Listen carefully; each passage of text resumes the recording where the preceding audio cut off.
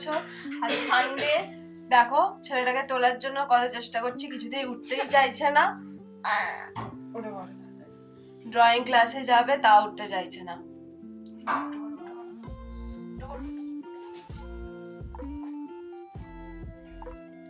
হ্যাঁ করে দাও। ছেলেকে তুলে ছেলে সমস্ত কিছু কাজ করে আমিও লেগে পড়লাম আমার কাজ করতে। আর এইদিকে ছেলে বসে বসে আমাকে অলরেডি বকাচ্ছে, আর এইদিকে আমি কাজ করতে শুরু করে দিয়েছি। ঘরটা গুছিয়ে ছেলের ব্রেকফাস্টটা রেডি করে দেব, তার কারণ ও খেয়ে ড্রয়িং ক্লাসে চলে যাবে। ও ড্রয়িং ক্লাসে চলে যাওয়ার পর আমি আদার্স কাজগুলো আবার করতে পারবো। প্রত্যেকটা দিন সকালবেলাটা যে কিভাবে কেটে যায় বোঝাই যায় না, কোথা দিয়ে সময়টা চলে যায় শুধুমাত্র এই ঘরের কাজগুলো করতে করতে। মেয়েরা যতই চাকরি করুক বা ইনকাম করুক না কেন, মেয়েদেরকে নিজেদের ঘরের কাজগুলো কিন্তু নিজেদেরকেই করতে হয়। কাল রাত্রিবেলা হঠাৎ দেখি বৃষ্টি চলে এসেছে, তাই কিছু গাছ আমি ভেতরে রেখেছিলাম।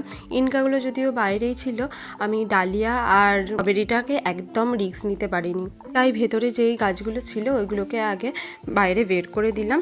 বের করে দেওয়ার পর ঘরটাকে ভালো করে মোছামুছি করে নিলাম। মোছামুছি করে নেওয়ার পরে এবার একটু রিল্যাক্স করব, মানে আমার একটু চা খাওয়ার ইচ্ছা হয়েছে। আমি বেসিক্যালি গরমকালের চা খাই না, এই ঠান্ডাটা পড়তে আমি একটু চা খাই। তো চলো নিজের জন্য একটু চা বানিয়ে নিয়ে একটু চা খাবো। এদিকে আমার জন্য চা বসিয়েছি আর ওদিকে ছেলের জন্য দুধ গরম করতে দিয়েছিলাম। আর চা করে নিয়ে আমি একটু চা খেয়ে নেব। নিয়ে ছেলে আসারও টাইম হয়ে গেছে, ছেলেকে এই স্মুদিটা করে দিলাম। শুধুমাত্র ছেলে না, ছেলে আর আমি দুজনেই খেয়ে নিয়েছিলাম। নিয়ে স্নান টান সেরে পুজোটাও করে নিলাম। এরপর আরও অন্যান্য কাজ রয়েছে, এবার সেই কাজগুলো করতে হবে। পুজো করার পর আমি ছাদে গেলাম, জামা কাপড়গুলো দিয়ে আসলাম। আসার পর এবার রান্নার কাজ। এইদিকে তো সমস্ত কাজ হয়ে গেছে, এবার রান্না করব। অলরেডি এখানে ভাতটা বসিয়ে দিয়েছি, দিয়ে এখানে কড়াটা গরম করতে দিয়েছি, দিয়ে এখানে গিমের শাক ভাজবো। আর একটা সবজি আর সবজি ডাল হবে, তাড়াতাড়ি করে নিই, করে একটু বেরোনোর রয়েছে। এইদিকে গিমের শাক ভাজা আর বেগুন ভাজা হয়ে গেছে, এখন কড়াতে এবার তরকারিটা চাপাবো। এদিকে মোটামুটি তাড়াতাড়ি করে রান্নাবান্না সেরে নিয়ে রান্নাঘরের সমস্ত কাজ করে রান্নাঘরটা পরিষ্কার করে আমার একটু নিজস্ব কাজ ছিল, সেই কাজটাই করতে চলে এলাম। ছেলেকে স্নান টানও করিয়ে দিয়েছিলাম, তাই এই টাইমটা একটু ফাঁকা ছিল। আর আমার এইটা অর্ডারও ছিল, সেই কারণে এটা তাড়াতাড়ি করে নিলাম। এটা আমি একটা ক্যান্ডেল বানাবো, সেই ক্যান্ডেলের একটা মোল্ড তৈরি করছি। এটা আমার অর্ডারও ছিল, দিতে হবে 2-4 দিন পরেই, তাই আমি এটা তাড়াতাড়ি করে নিলাম। আমি হোমমেড বিভিন্ন ধরনের ভ্যারাইটিস ক্যান্ডেলও বানাই এবং রেগুলার যে ক্যান্ডেলগুলো হয় সেই ক্যান্ডেলগুলো তৈরি করি। ছেলে আর আমি রেডি হয়ে গেছি, আমরা এখন যাচ্ছি। কোথায় যাচ্ছি?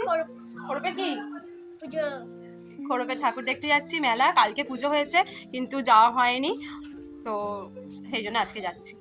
ওর বাবা গাড়ি বের করছিল, তার কারণে আমরা দুজনে একটু ছবি তুলে নিলাম। আর আমরা সোজা প্রথমেই চলে এলাম খোরপের যেটা শ্মশানের পুজো হয় সেটা, ওটা হচ্ছে শ্মশান কালী মা। তার ঠিক কিছুটা যাওয়ার পরেই যে খোরপের বড় কালীটা হয় সেটা হয়েছে। এই বছর 201তম বর্ষে পদার্পণ করলো এই পুজোটি।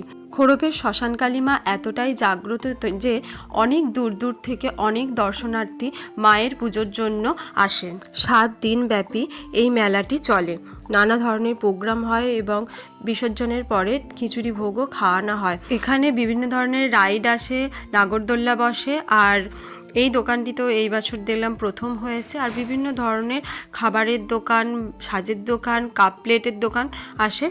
আর এই তন্দুরি চায়ের দোকানটা আগের বছর থেকে বসছে, এরা বেশ ভালো তন্দুরি চা করে। আমি আগের বছরও খেয়েছিলাম এদের এখান থেকে। আমরা এখান থেকে একটু তন্দুরি চাও খেয়ে নিলাম। খেয়ে নেওয়ার পরে ছেলে আর ছেলের বাবা দেখি একটা গেম খেলতে শুরু করেছে। এখানে বিভিন্ন ধরনের নাম্বারিং রয়েছে, সেই নাম্বারিংয়ের মধ্যে বলগুলোকে ফেলতে হবে। এবার সেইগুলোকে যোগ করে যেই নাম্বারটা হবে, এখানে যদি সেই নাম্বারটা থেকে থাকে তাহলে সেই নাম্বারে যে জিনিসটা আছে সেটা পাওয়া যাবে। কিছুই হলো না, আমরা চলে এলাম অন্যদিকে। আর এই মেলাটা এতটাই বড় যে সমস্তটা ঘোরা সম্ভব হয়নি। এই মেলাটির পুরনো ঐতিহ্য হলো এই মেলাটিতে এইখানে ওই লোহার সমস্ত রকমের জিনিসপত্র পাওয়া যায়।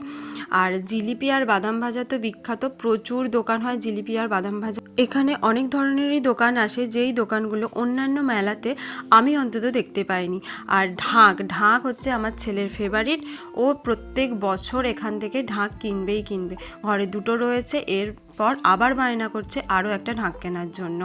ছেলের বায়না পূরণ করে দিলাম, দেওয়ার পর আমরা এখন চলে এসেছি জিলিপি কিনতে। আর এখানে দেখো গরম গরম জিলিপি ভাজছে, এখান থেকে আমরা পুরো ভাজিয়ে নিয়ে যাব ঠিক করেছি। বলেছিলাম যে একদম টাটকা টাটকা গরম গরম ভেজে দিতে, তো উনি আমাদের জন্য এটা ভাজছেন। আমাদের আজকের মতো মেলা দেখা প্রায় কমপ্লিট। এরপর আমরা বাড়ির দিকে রওনা দেব।